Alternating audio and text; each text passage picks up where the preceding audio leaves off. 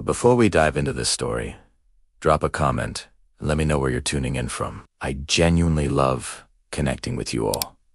So, picture this. It's one of those perfect mornings where the world feels soft around the edges. Sunlight streaming through massive windows. To everyone around her, she was just part of the furniture. Reliable, pleasant. The kind of person who remembered your order and asked about your day without getting too personal. She never stood out, never drew attention, never gave anyone a reason to look twice. That was the whole point. She was wiping down the marble counter when the bell above the door rang. She glanced up the way you do when you've done this job 1,000 times, ready with that automatic service smile. But something made her pause. The man who walked in didn't look like the usual morning crowd, mid-60s.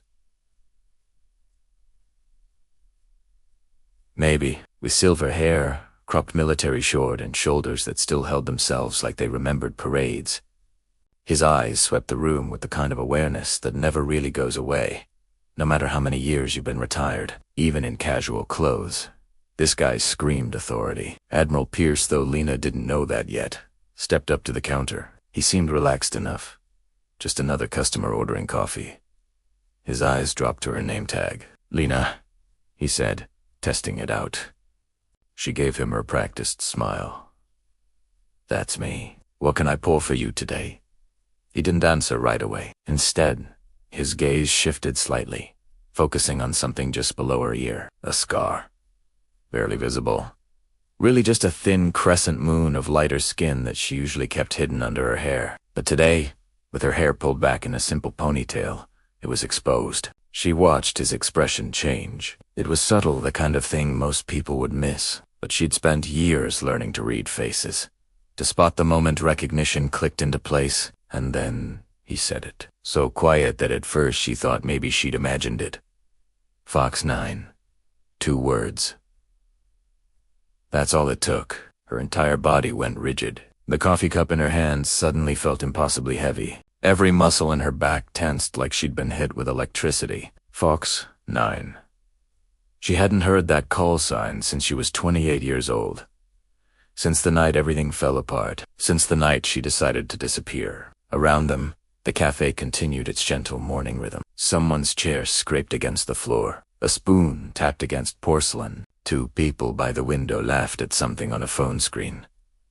Normal life, unfolding like it always does. Belina felt like she was underwater. "Sir?" she managed, her voice coming out steadier than she felt.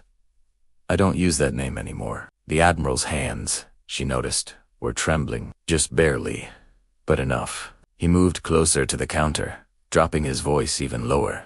"We searched for you," he said. "For years. Every database, every contact, every possible lead. You vanished, like smoke." Through the windows behind him, Lena could see the street carrying on with its day. A mail carrier making rounds. Kids on bikes weaving down the sidewalk. A dog walker juggling 3 leashes. The world outside was so incredibly normal. "I left for a reason," she said quietly. "You saved 7 of my sailors." His voice cracked slightly. "Command ordered everyone out. The fire was spreading too fast, but you went back in. You crawled through smoke and flames and collapsing corridors, and you dragged 7 unconscious men to safety. You were the last person off that ship before the hull gave way." Customers were starting to notice now. Conversations dropped to whispers. People turned in their seats, sensing that something important was happening even if they didn't understand what. Lena could smell it again. The smoke, thick and black and choking. Could feel the heat of the metal under her palms as she crawled through darkness, her lungs screaming, the weight of a body as she dragged it through flames.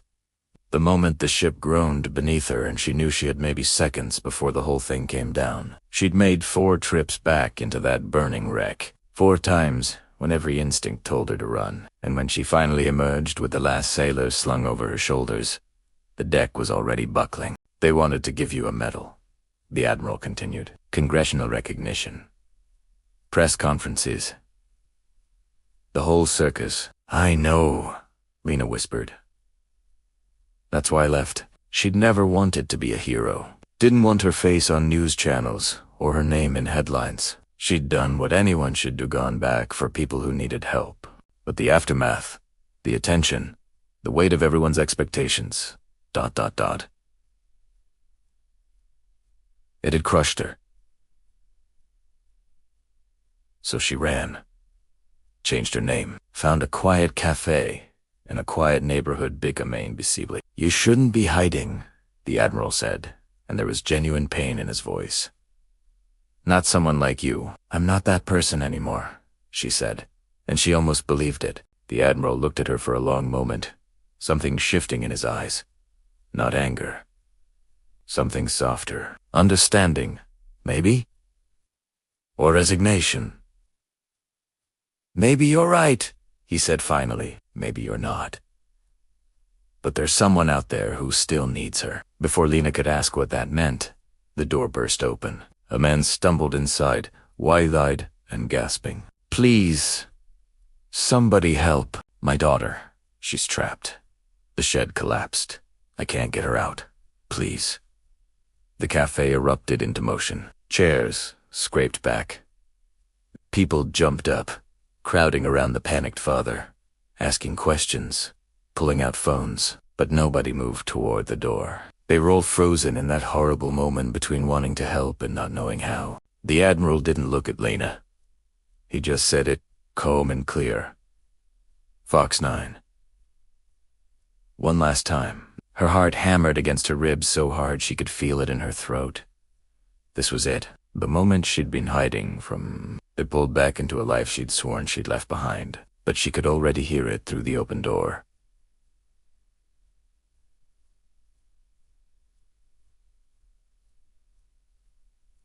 A child crying, small and scared and trapped. Lena had never been able to ignore that sound. She ran. The sunlight hit her like a physical thing as she burst out of the cafe. Across the street, a small crowd had gathered in someone's backyard, all of them staring helplessly at a collapsed shed. Wooden beams lay in a chaotic pile, some splintered, some still groaning under their own weight. A gap in the wreckage showed darkness underneath, and from that darkness came the sound of crying. Lena hit the ground on her knees beside the wreckage, ignoring the sharp stones digging into her skin. Hey, sweetheart. Can you hear me? A whimper answered. Faint, but there. Perfect. You're doing great. I'm going to get you out, okay? But I need you to stay very still for me. Behind her, the Admiral's voice rang out, suddenly transformed from quiet retired officer to commanding presence. He was organizing the crowd, assigning tasks, turning panic into coordinated action. Neighbors who'd been frozen suddenly had purpose. Someone ran for tools. Others formed a careful line to pass debris away from the collapsed structure. Lena assessed the wreckage with the same focus she'd once used for damaged ship hulls. Weight distribution, structural weak points. The safest path through. She found a gap, barely wide enough for her shoulders. Tight spaces had never bothered her. She'd learned to make herself small, to fold into impossible openings. She slid into the darkness, wood scraping against her arms, catching her shirt. The space smelled like old paint and disturbed earth. Talk to me, sweetheart. What's your name? Emma. The voice was so small, so scared. That's a beautiful name. I'm Lena. I'm coming to you right now, Emma. You're being so brave. The gap narrowed. Lena exhaled completely, making herself as slim as possible, inching forward. Above her, beams creaked ominously. Dust rained down, catching in her hair, her eyes. She could hear the crowd outside, their voices muffled, tools striking wood in careful rhythm. And then she saw her. A little girl, maybe 6 years old, curled into a protective ball in a pocket of space. Tears streaked through the dirt on her face. Her eyes were enormous. Hey there, Lena kept her voice soft, steady. I've got you now, okay? Put your arms around my neck. The girl moved, and Lena felt those small arms wrap around her with desperate strength. She positioned herself carefully, taking the child's weight, planning the route back through the wreckage. Moving backward was always harder, required trust in your own memory, in the path you'd just traveled. You're safe, Lena whispered. I've got you. They emerged into sunlight. Moments later, the crowd erupted, Cheers, mixing with relieved tears. Emma's father was there, instantly, pulling his daughter from Lena's arms, clutching her like he'd never let go again. He was crying openly, thanking her over and over, words tumbling out in a rush. Lena stood there, dust covering her clothes, small scratches bleeding on her arms, breathing hard. The morning sun felt warm on her face, and something inside her, something that had been clenched tight for 7 years, finally relaxed. The Admiral approached quietly. The crowd was dispersing now. The drama over, Emma being examined by a neighbor who was a nurse, normal life reasserting itself. The world still needs people like you, he sighed simply. Lena looked at him. At the cafe across the street, still visible through the gathering crowd. At all these ordinary people who'd just proven they could be extraordinary when someone showed them how.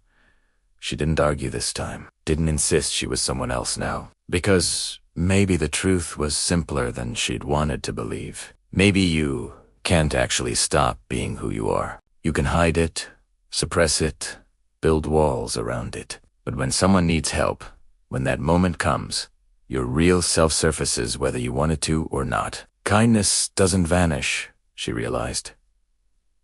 It waits sometimes for years, and sometimes all it takes is 2 words from someone who remembers who you used to be to remind you who you really are. She looked at the Admiral. I still don't want the spotlight. I know, he said. But maybe there's a middle ground. Places where people like you are needed. Quietly, without cameras or medals. She thought about that.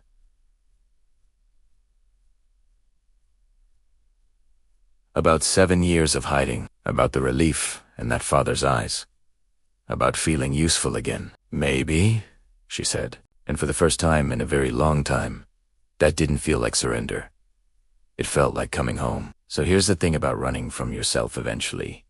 You run out of road. Eventually, something happens that forces you to look in the mirror and decide who you actually want to be. Not who you were. Not who others expect. Just who you are. When it counts. Lena learned that in a pile of broken wood and a child's tears. Sometimes we spend so long hiding that we forget we have nothing to hide from. Our strengths aren't weaknesses. Our instincts to help aren't flaws. They're exactly what makes us valuable. If this story resonated with you, if you've ever felt like you were running from something you should have been running to, I want to hear about it. Drop your thoughts in the comments. And hey, if you enjoyed this, stick around. Hit that subscribe button, because there are so many more stories like this one. Stories about ordinary people discovering their extraordinary, and I'd love to have you along for the journey. Thanks for being here. Seriously. See you in the next one.